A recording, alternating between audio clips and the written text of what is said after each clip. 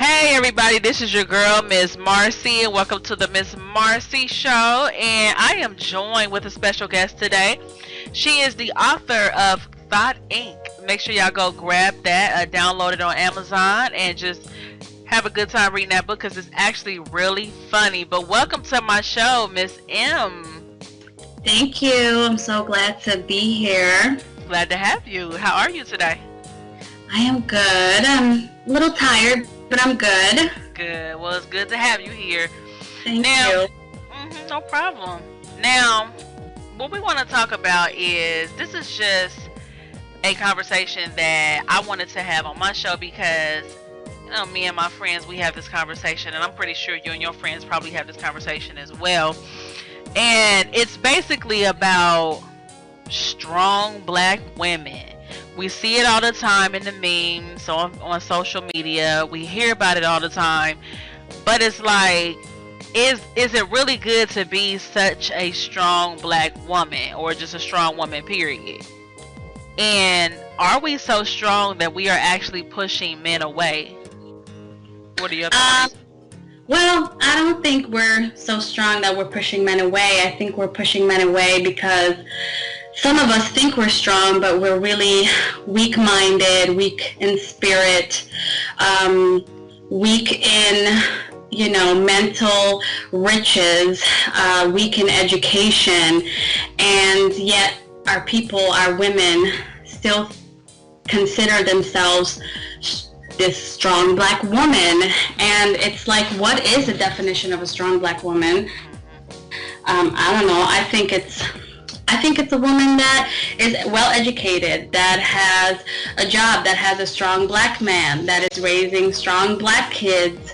I saw this thing on Facebook which I thought was hilarious, and it says, a power couple is not a weed man and a CNA.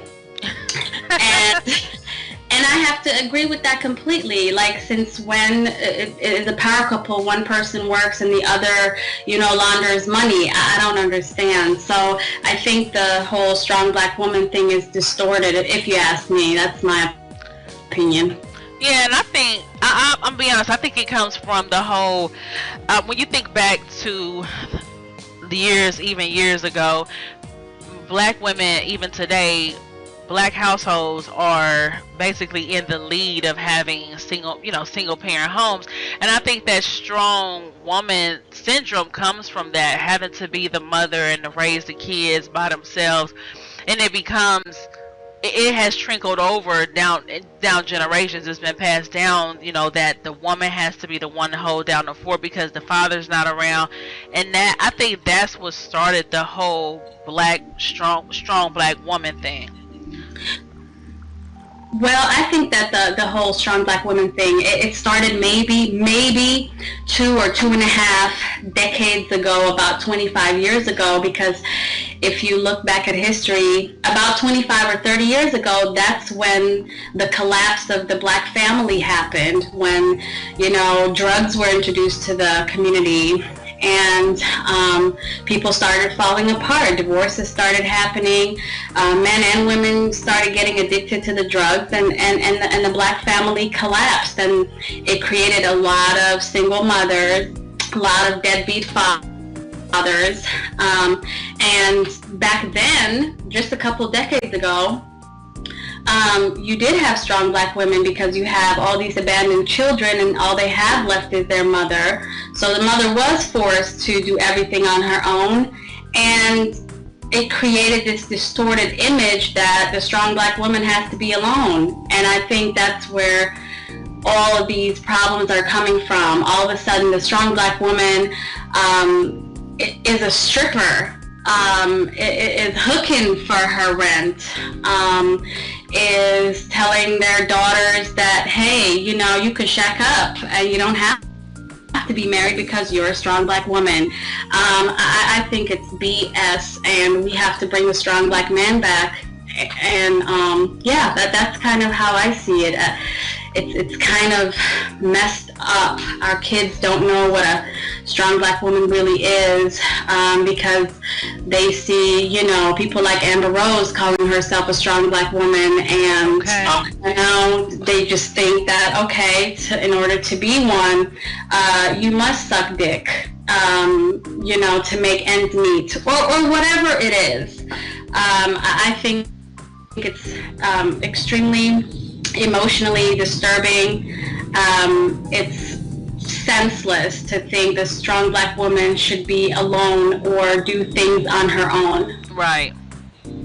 And that's what it's starting to constitute. It's like, okay, strong black woman she's not submissive, she's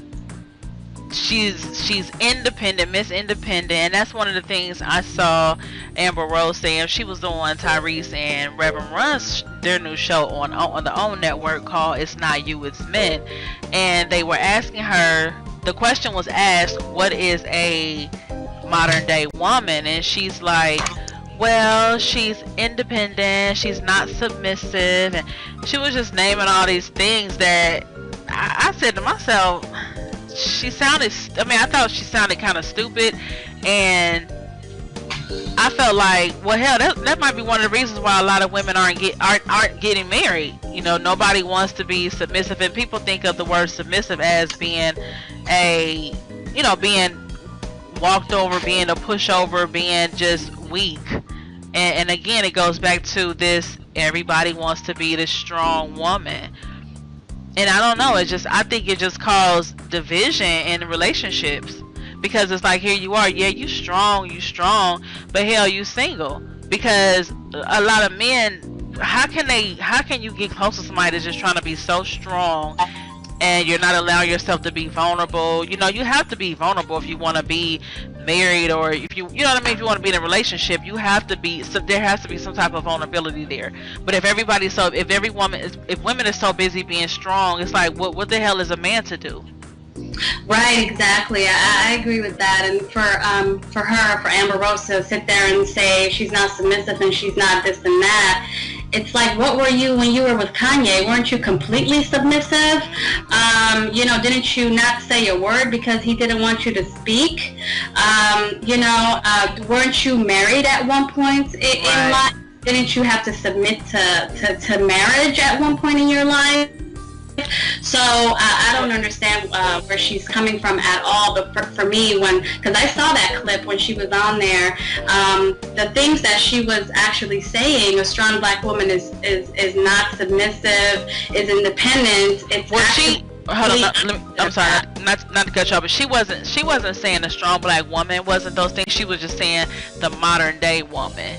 Yeah, which translates, because her ass is black, which translates to, you know, the strong black woman, at least in my mind. You know, she didn't have to use those words. Right.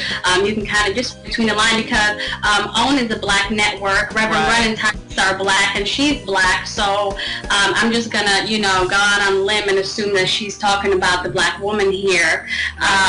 You know, I'm sure she's talking about all women, but as a black woman, that's what you represent. You don't represent all women, you do represent the black woman.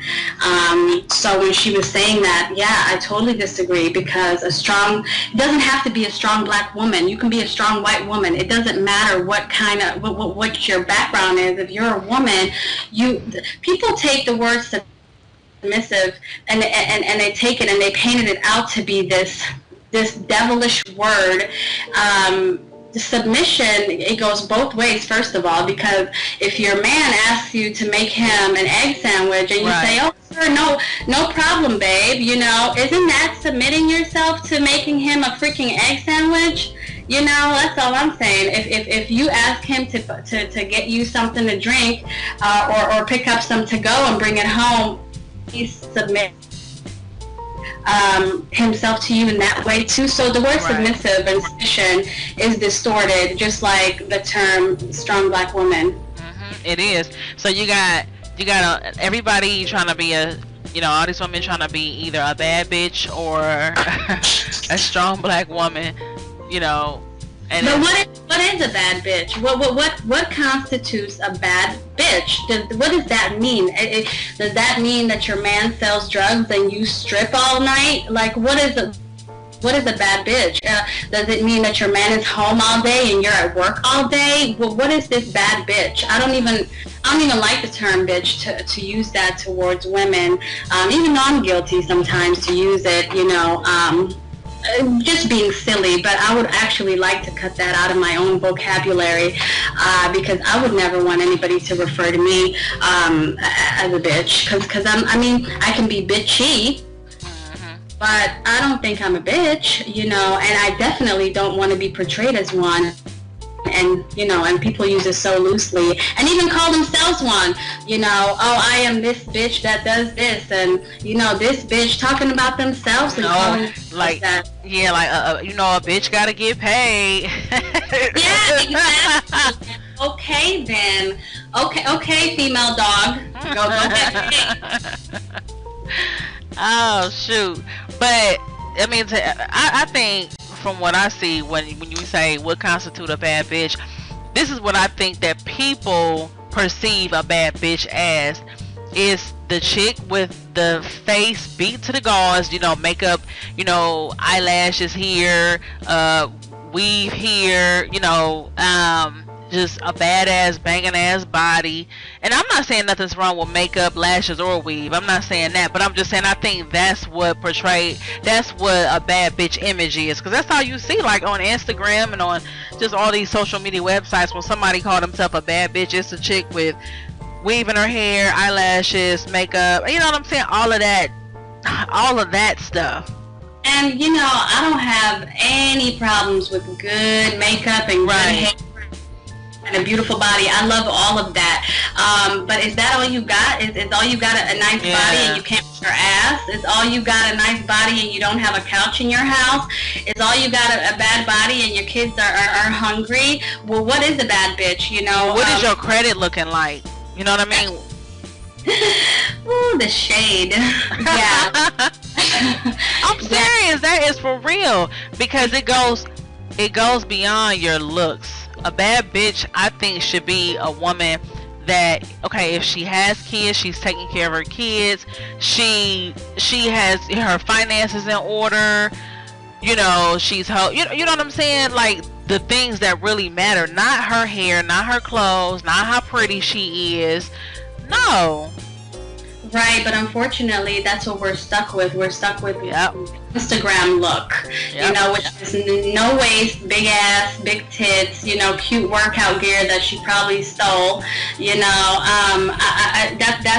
That's today's bad bitch. But yeah, if you want to be an actual bad bitch, I love Boosie Badass. He talks about the independent woman, and that's exactly what a bad bitch is supposed to be. And sadly, every chick liked that song, whether she had a mattress or not, calling herself a bad bitch. I don't know, once again, what constitutes one. It's all relative, because in the hood, a bad bitch, got a job, got her lashes on, and it has a couple of kids and is doing it by herself. That's a bad bitch, okay? In Hollywood, a bad bitch is living behind a gated community and is having her baller baby daddy pay her child support and her house. That's a bad bitch in Hollywood. Just ask Black China. Look at her. She's considered a bad bitch in Hollywood, even though she doesn't have any fucking talent. If shaking your ass is a talent, I suppose.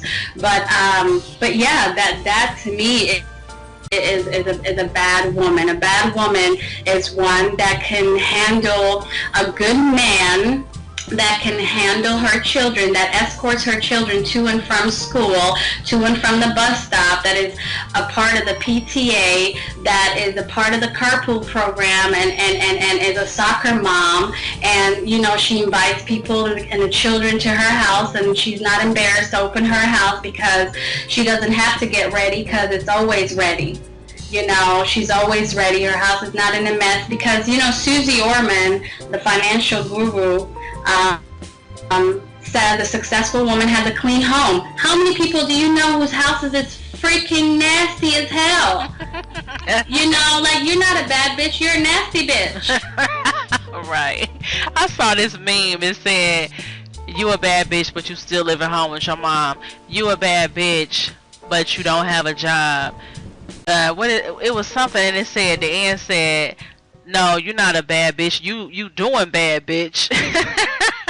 Yeah, exactly. And it's so funny because in my book it's called Staging. There's this little excerpt in my book, and it's called Staging, and you have to stage every part of your life, including, you know, the shots that you take, whatever videos or pictures that you put up. Like, for example, how many pictures have you seen with a girl taking the pic in the bathroom and her fucking mirror is like spit on for 45 straight days, and you can see all the nastiness through the mirror, right? You know, or how many times have you seen a girl take a picture of herself and she looks so good, but there's diapers in the background, or you know what I mean, or a nasty curtain hanging up. Not just a nasty curtain, girl. I wish it was a nasty curtain. I'm talking about some messed up, broken ass, what are those window things called? The window shades. Oh my God. Like, why don't you go take your picture over there up against a clean wall, bitch? You know, we don't want to see that at all, because that's what makes you a nasty bitch. And it's so funny because those girls get like hundreds of likes until somebody says, "What the fuck is that? Is that a loaded toilet in the back?"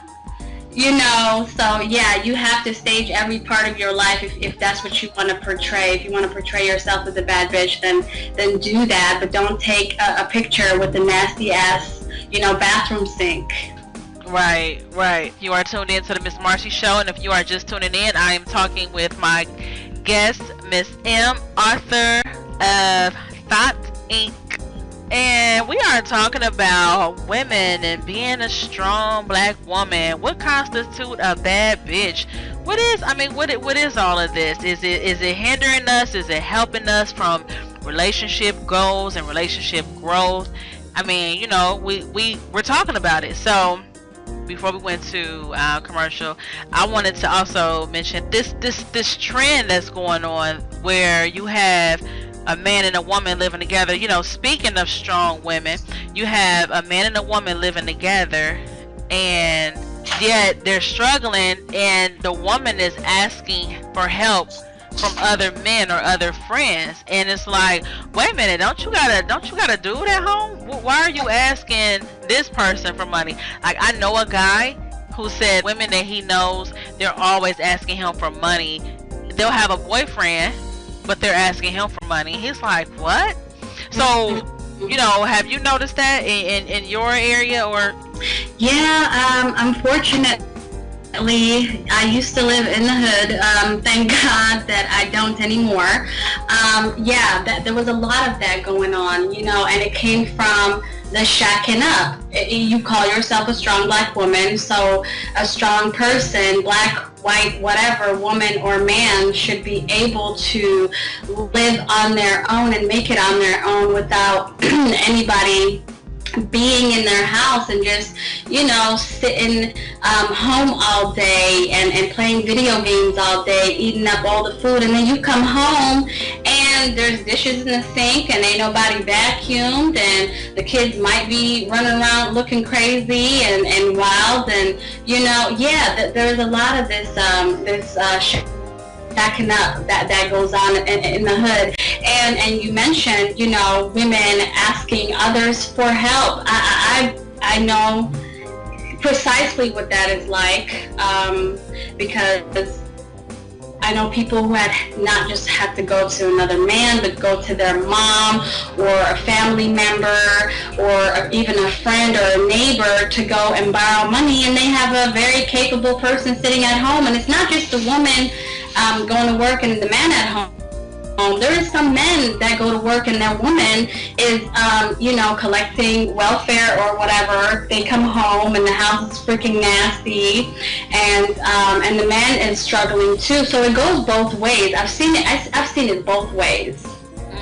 But the thing about when it comes to a man and a woman, if there's a, it's like if there's a household where they're struggling and there's a man in that household, it's like, okay, it's frowned upon, because it's like, oh, you know, you're asking for help, but it's like, and don't get me wrong, everybody needs help, you know, every now and then, but when a woman is asking another man, or, you know, just anybody for money or whatever, or just for some type of help, the first thing they say is, wait a minute, you got a dude at home. But if it's the other way around, like you said, if the woman is at home and she's not doing much, people are not going to say to a man, oh, you got a woman at home, what you asking me? You know what I'm saying? It's like, it's different. It's a different look when it's for a man and a woman.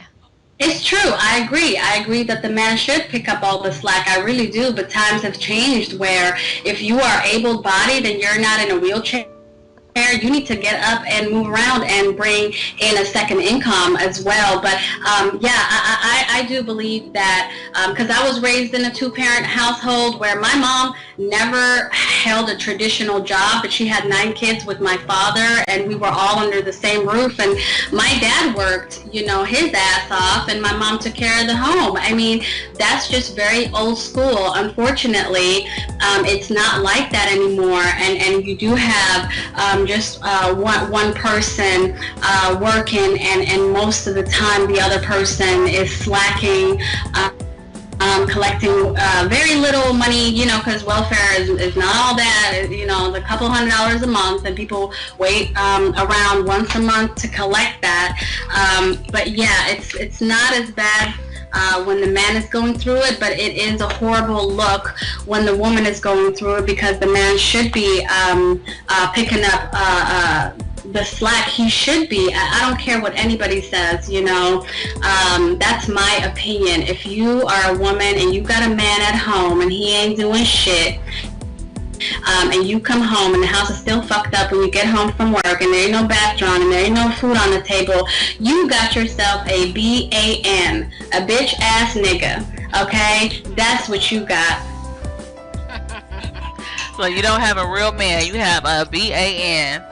That's a BAN right there, you know, because this whole real man thing is distorted, just like the strong black woman thing. What is a real man? A real man nowadays is a weed man. Like, what the hell is that? Wearing skinny jeans. You're not wearing skinny jeans and snapbacks, you know. Yeah. I had a neighbor who was a very nice girl, and she was working full time, and she had her boyfriend that she was with for 12 years, had 3 kids with, okay, not married, okay, and he was this like wannabe rapper, which is just a disease in our community. The wannabe rappers, it's a disease. If you're a wannabe rapper, you got a disease, okay? But he was just this rapper that, you know, didn't even do shows, and always talking about how he was gonna blow up. And one day I heard one of their fights. I mean, it's very thin walls, and she says, hopes and dreams ain't gonna pay my fucking bills. And I'm just, you know, in the other room, you know, giggling. But it's like, I'm like, she's right. Hopes and dreams are not gonna pay your bills. But what is he gonna do? He's a fucking felon. He has a really, really long background history, and it is gonna be hard for him to find a job. So what is he gonna do? You know, so that's a problem that we have in our community, where our men are not getting jobs or good jobs because they have a bad record. But, you know, where there's a will, there's a way. Go to fucking McDonald's. They don't care about that. Yeah, but you know, some people are like, I'm not flipping burgers, or I'm not gonna, you know, people are prideful. And which is the distortion. You should be proud to be able to help your woman and your children.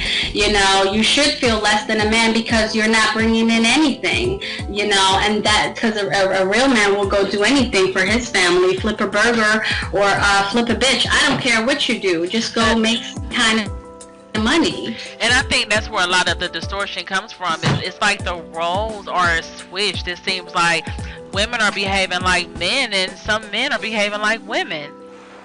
Yeah, well, when you say women are behaving like men, do you mean like they go to work when a man should? Right, it's like they're picking up the areas where men should. I think there's a shift in tradition. There's a shift in, the man being the provider. There's a shift in that. Those are old school traditions, and a lot of stuff now people look at like, oh, that's old school, that's taboo. Nobody's doing that anymore. But it's like, I really do think that we should keep a lot of those traditions, because women are working hard out here. Oh yeah, very hard. I agree with that, and if the roles are reversed, or so-called reversed, then if the woman is going to work, then the guy should do all the cooking, all the cleaning, and all the mommy jobs, the so-called mommy jobs. He should be taking care of the children.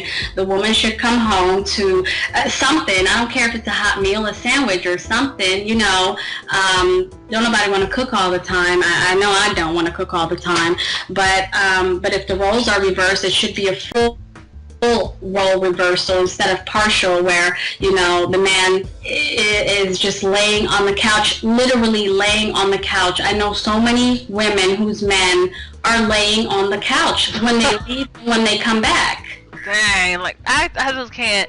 I couldn't do it. I could not do that. I couldn't. And if I was a man, I would feel bad if I'm laying on the couch and my girl is going to work.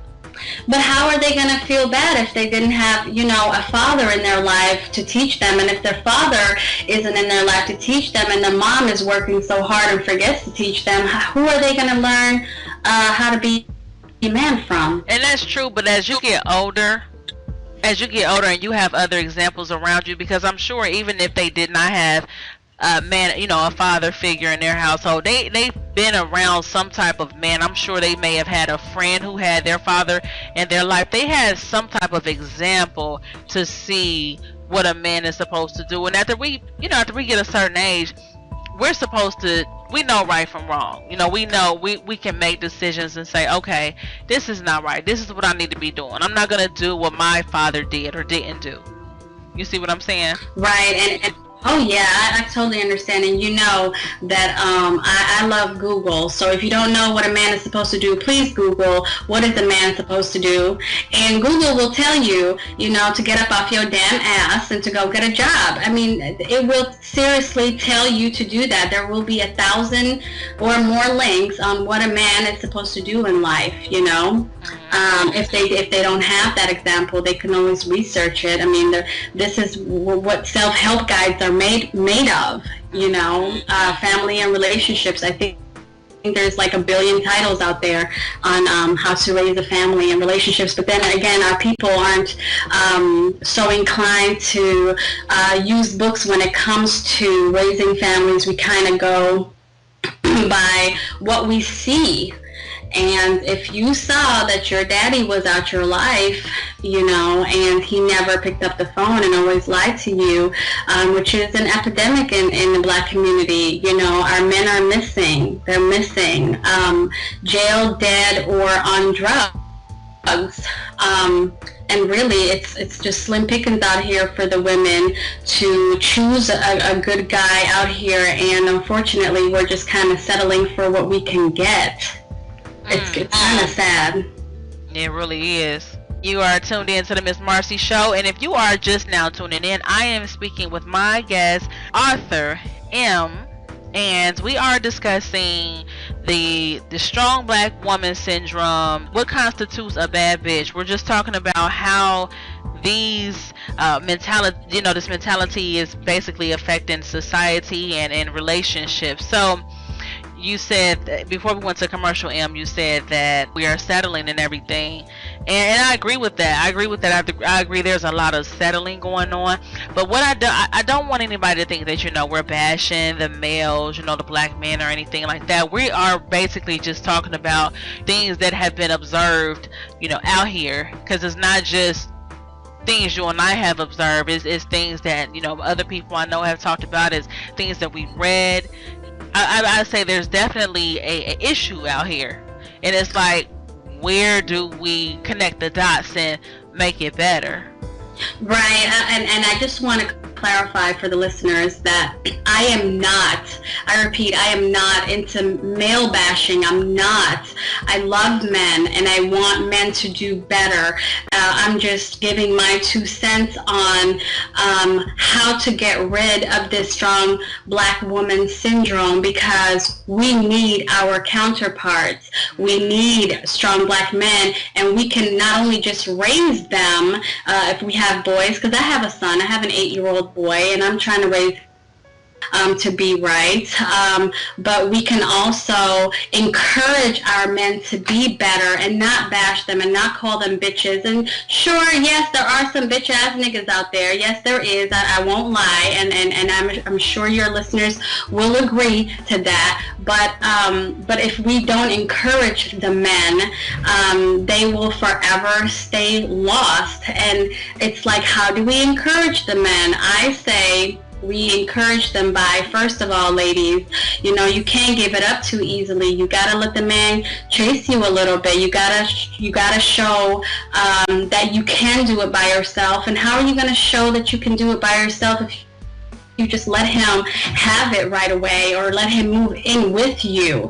You know, that's what I want to reiterate to the listeners, that I'm not a man basher. I love the men, especially the black men. That is, I'm married to a very strong black man who will agree with me when I say these things, and he and I have spoken many times on this issue of this so-called strong black woman and so-called strong black man, because there is a strong black man syndrome as well, and that's completely unspoken or unmentioned, really.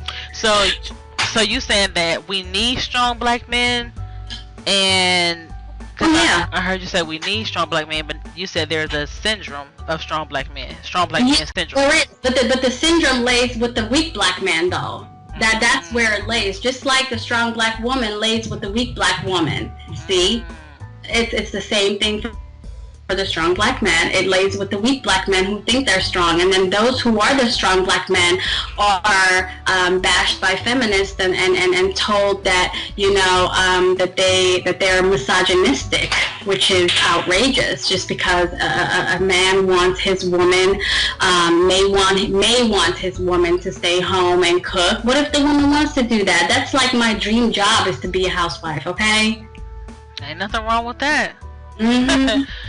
There's nothing wrong with that. Yeah, and I think that there is definitely a lot of syndromes going on out here, and it just, I just, like I said, I want to see our culture become better, because I feel like we have high numbers in a lot of the bad things. You know what I'm saying?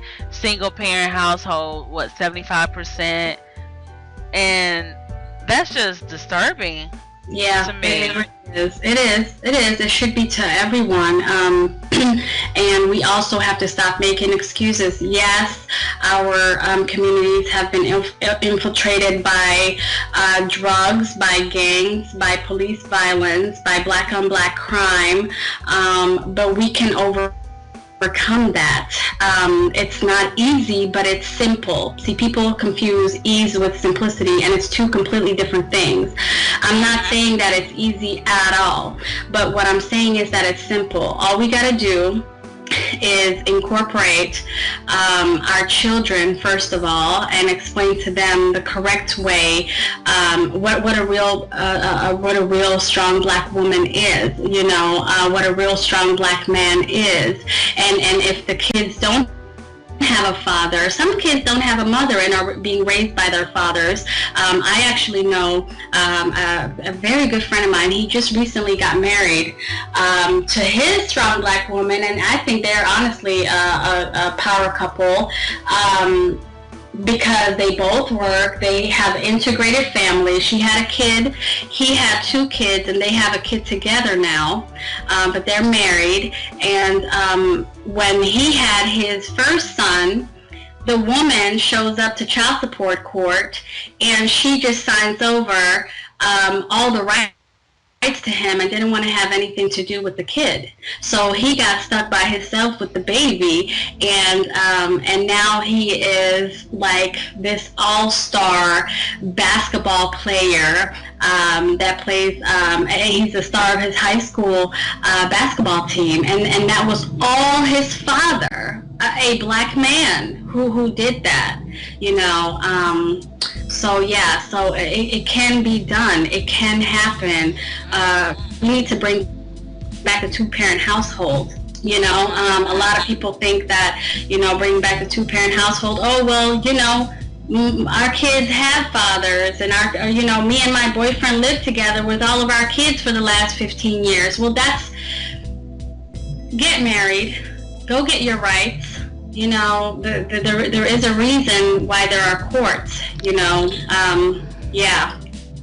One of my good girlfriends, she would definitely appreciate you saying that, because that's her thing. It's like, no, you know, get married so you can have benefits, you know, according to the law. Right, exactly, because here's the thing with that this is so great that you mentioned that, because how many people do you know that have lost, how many women do we both know that lost their boyfriend, whether it's through natural causes or through homicide or suicide or whatever reason, the man is now dead, gone underground, and the kids aren't getting any Social Security because they were never married. See, if you marry your kid's father, and if he passes away, or if the mother passes away, then the kids automatically get Social Security through the marriage benefits. But if you're just shacking up and that's your boyfriend, and sometimes paternity isn't even established, how will the kid get the benefits that they deserve from the courts? Right. I agree. Yeah. I agree. It's deep, and I think a lot of people don't take the time out to really think about this stuff. A lot of times when people say, you know, you should be married first, and the first thing people think is, oh, you're trying to be religious, self-righteous, and, you know, all those things. And what is wrong with that? Right. You know, what is wrong with that? What is wrong with being right? I don't understand. It's like, no, being married is not just, it's not just the paper. It's really not. It's a title. You get the title of wife or husband that people use so loosely. You know, they'll be like, oh, my man had an affair. No, oh, your man cheated, because an affair is for married people. Oh, my man and I separated. No, you mean you broke up, because separated is for married people. Right. So you're using everything in a marriage, and you're living as if you're married, but you're just really not married. So I don't see the whole reason for shacking up, unless at least you have a promise ring or an engagement or something that promises you,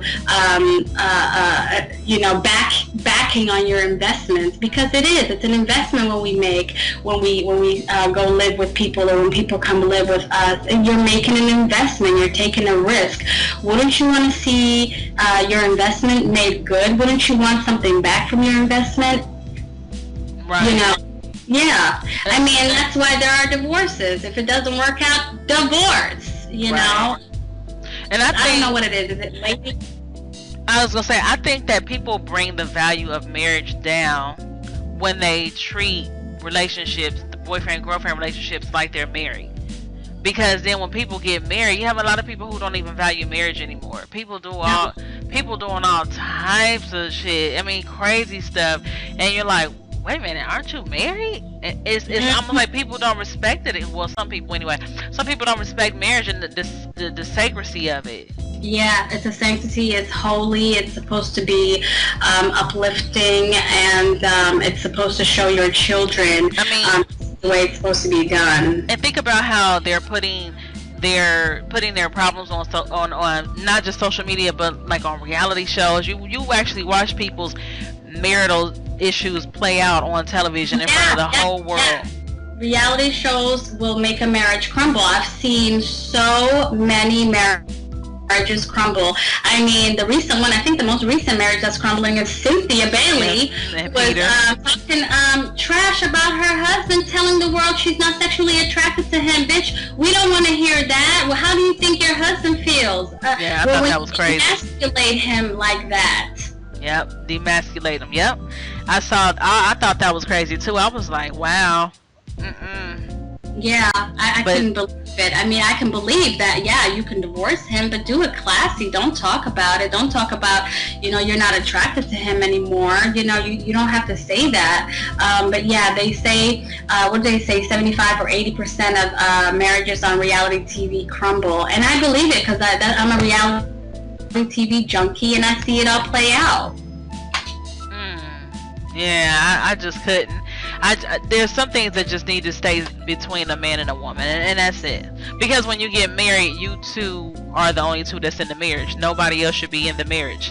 Yeah, exactly. People don't realize, and not just when you're married, even when you're in a serious relationship, you should keep it private, because the more people know about your problems, the more insecure you and your man become, and the quicker your insecurities are come into play, and the quicker the downfall of your relationship. Right, because what happens is you tend to have a lot of opinions in this situation, and regardless of how old any of us are, we all can be influenced. Even if you don't agree with what your friend is saying about you and your husband, it still can sometimes play out in your subconscious mind, and before you know it, you have all these different opinions in your relationship, and right. You just can't, or your marriage, and you just can't do that. You just can't. Right. No, I'm a very private person, and I think everybody should be. That's why I kind of hate Facebook, because you see these relationships and 1 minute it's like, oh, me and bae, hashtag relationship goals, and then the next minute you see a very cryptic meme, and if you know the people in the relationship, you know exactly who they're talking about. And I'm just like, okay, these are some hot ass messy ass people here. I would never tell, not even my closest friend, anything private that goes on between me and my husband. Now, don't get me wrong, I will seek some advice from a very, very good friend, one of my only good friends, but I do it in a way that even she doesn't know all that's going on, because it's none of her freaking business. Yeah, your anything that's going on in your marriage is between you and your husband. Yeah, it is. I mean, how many people do you know that talk bad about their significant others? I mean, it is once again another epidemic, and we have many of these plagues that are plaguing our community. Privacy is one of them. It's like people don't even know the meaning of privacy anymore. And not only the meaning, but the goodness that it holds. The more private that you are, the more people will respect you. You're trying to front anyway, so why not be private about everything? Right, and I think too, when people start getting in their feelings on Facebook and they're posting memes about, their relationship or their significant other, husband or wife, I think sometimes it's because they want the public to kind of take their side and make them feel, they want to make themselves feel like they're justified or they're right, and this person is doing them wrong. They're not going to stand for it, because at the end of the day, what I see is a lot of people, nobody wants to feel like they are getting played or ran over. And I think that goes back to like what I was saying earlier about people not wanting to be vulnerable, because because of that, it's like, oh, well, I'm not gonna let nobody treat me like this.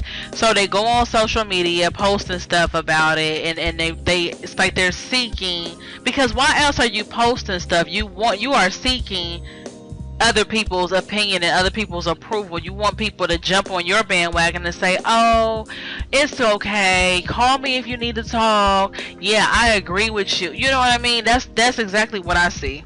Yeah, it's attention seeking. Right. Yeah, it's all about the attention, unfortunately. You know, when really the only attention that you should be seeking is that of your partner and that of God. But, you know, screw that. You know, in today's society, I don't think anybody even turns to God anymore. I mean, people say, oh, I'll pray for you, but I really just mean that, I think that they mean fuck you. You know, when somebody says you, it just means fuck you. You know, it doesn't mean I'm going to pray for you anymore. But yeah, it's all about attention, and it's just sad. It's so ugly. I'm freaking exhausted talking about not the strong black woman, but the dumb black woman. I mean, you know, that's how I view it. It's there's nothing strong about you letting out your dirty laundry, you demasculating your husband or boyfriend or baby daddy or whatever it is. There's nothing strong about that. All that reeks of weakness. I agree, definitely agree. But hey, it's just, I don't know, I think it's just one of those things where people feel like they have to let the public know that people just want to let everybody know everything. For, you know. I know, but why? For what? I don't even want to hear it. I don't even want to know what the fuck you ate yesterday, let alone, you know, that you don't like your man right now, you know, and then you go back to sucking his dick the next day. So really, what the hell was the point of that in the first place? Right. Attention, like you said. It's sad, isn't it? Yes. Yeah, but I really do think that social media has a way of playing a part in some people's relationship problems. Yeah, it does. I mean, it was supposed to be, I remember when Facebook came out, it was this little tiny app for college students, and I was a college student at the time, and I got on the bandwagon, and then MySpace blew up and let everybody in. So then Facebook said, okay, screw you, MySpace, we're gonna let everybody in. And then it was good for about the first 2 or 3 years that Facebook blew up, because people were just friends with like their family and their friends and maybe a small extended network, and then it blew up to, even I'm guilty of this, okay? I got 3,000 ratchet ass people on my Facebook that I don't even know, that I don't know how to clean up. The only way it's gonna get cleaned up is when I shut it down.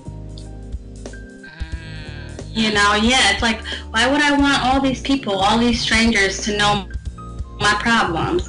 You know, you never know if you got a stalker. If you know, why are you putting your baby's pictures on there? You know how many? This is the what is that word? Anyway, the social media is the platform for pedophiles. Why would you put your children on there? My son is nowhere to be found on social media, okay? Not on my Twitter, not on my Snapchat, not on my Facebook, nowhere. So, you know, why would you put your whole life on there? I just don't understand. I will never understand it. But then again, I'm getting old, you know, so I'm trying my best to stay trendy, but I've got very young siblings who keep me abreast, thank God. And yeah, I'm not into the social media mess, although I have to be for my book. You know, I gotta do it. I gotta do it for my book's sake, and I'm an author. You know, I'm writing novels, so I have to stay on social media, unfortunately. Yeah, I think it has it's like a double-edged sword. It has its good and it has its bad. I think the bad is the way people tend to use it, the way people feel like they have to get on there and they have to stunt and make themselves seem a certain way, seem like they're living a certain way, seem like they are a certain way.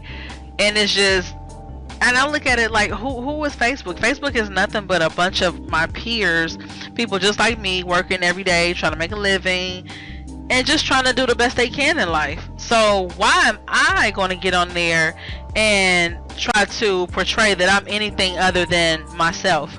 And you got people, I mean, it is ridiculous. You got people just posting stuff really just to appear a certain way, and it is ridiculous.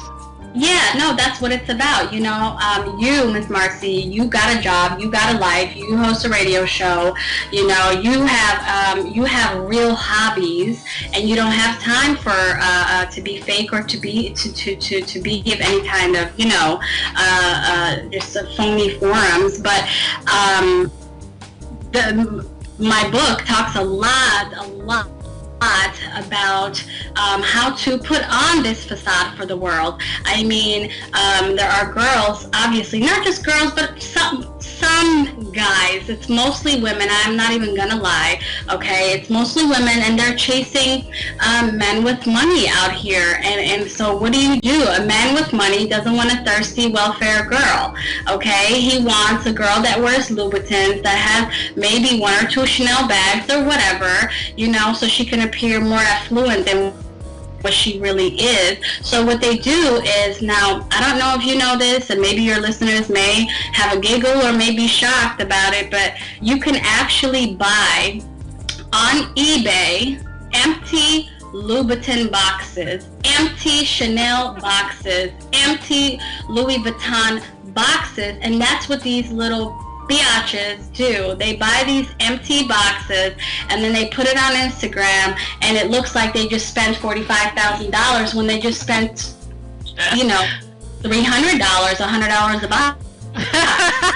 So I'm dead serious. I mean, this is unreal. But if you go on eBay, I guarantee you, if you put in there empty Chanel box, you will see an empty Chanel box for sale, and that is what they do. My favorite example of that, of being something that you're not, is that girl that Floyd Mayweather just recently picked up from the UK. Her name is Marnie Ellis, okay, Major Thought, okay, and what she was doing was, she was working at like a Goodwill, okay, a value thrift shop. And what she did was, she would collect all her paychecks, all her coins, and once a year spend $5,000 on a VIP section. And what does $5,000 at the VIP section get you? A seat right next to Trey Songz. So how are Trey Songz and Floyd Mayweather getting these girls? It's these fake women who put these empty boxes on their social media. They do have nice bodies. Sometimes they purchase them. Sometimes they work their ass off for it. They have their face beat. They got their wigs on, or weaves, or whatever they do nowadays. And they portray to be, princess love, or those little Westbrook thoughts, and that's what these ballers want, unfortunately. So yeah, being fake on social media is a very big deal. See, that's just too much.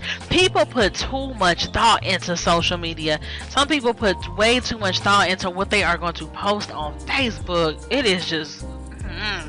But they have to for the almighty dollar. That's what you have to do.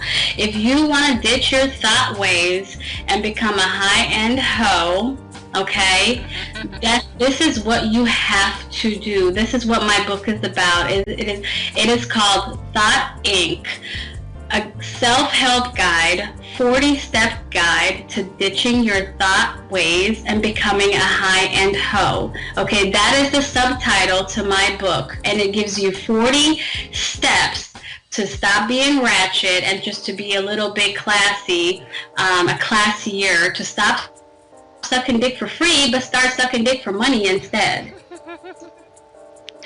Yeah, listeners, again, make sure y'all go download that book, because it is actually really funny. Yeah, it's satirical. It's unfortunate, but it's the truth. It's just what it is. My inspiration for it was writing. I was just sitting, in my kitchen and thinking, well, why do all the good girls, they don't never have anything. They never get wifed. They usually become the mistress. They don't get the jet set, because they don't suck dick for a living or for fun, and that's what these women do. They literally become good at the act of the Kama Sutra. They become excellent at sexual favors, And to top that off, they get these beautiful bodies, and they get this beautiful Brazilian hair and the beautiful Lily Ghalichi lashes, and they're fucking empty ass boxes, and they put that online, and what baller wouldn't want to hit that? Wow, I've heard it all. Empty boxes. Yeah. Purchasing an empty box. You just really so you just purchasing a name. Yeah, that is because okay, it's the image. So what's in an empty Louboutin box? It's most likely a pair of $1,000 shoes. So immediately you've got the image that you thousands of dollars shoes. You know, when you really just spend $80 on an empty box. Yeah, so you want to appear like you are so about that life, and you're really not. Right, because I'm telling you, the ballers, they don't want a welfare riding girl. They don't want that. They don't want a receptionist. They want that girl who they believe works out every day and is a superhead, you know, and can buy her own shoes, because then she appears to not be so thirsty. Then she appears to like she's making it on her own. But really, the bitch is riding the bus and you know, got a few empty ass boxes at home against a nice clean white wall.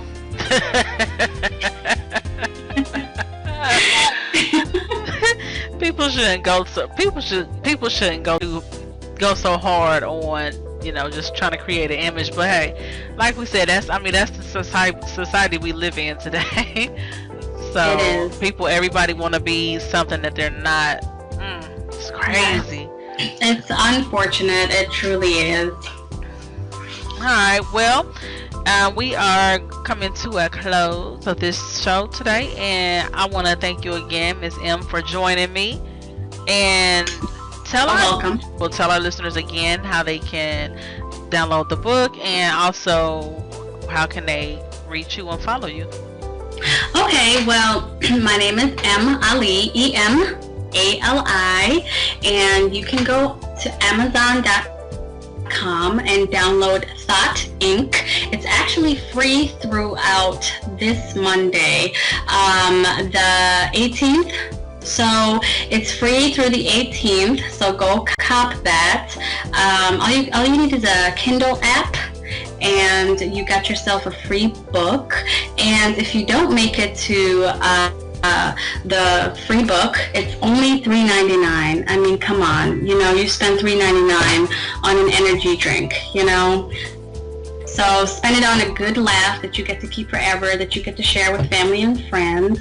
You can also reach me on my Facebook page at MAli or Thought Inc. We have a Thought Inc. page, or on Twitter at Thought Inc. as well. So it's Thought Inc. all the way through. You can email me if you have any questions at info@thoughtinc.com. All right, and there you have it, guys. And for my listeners, remember to follow me, my Facebook page, Miss Marcie, and on Twitter at Miss Marcie23. And thank you so much for listening to the Miss Marcie Show. And remember to live, love, and be happy. And we are out of here. Bye.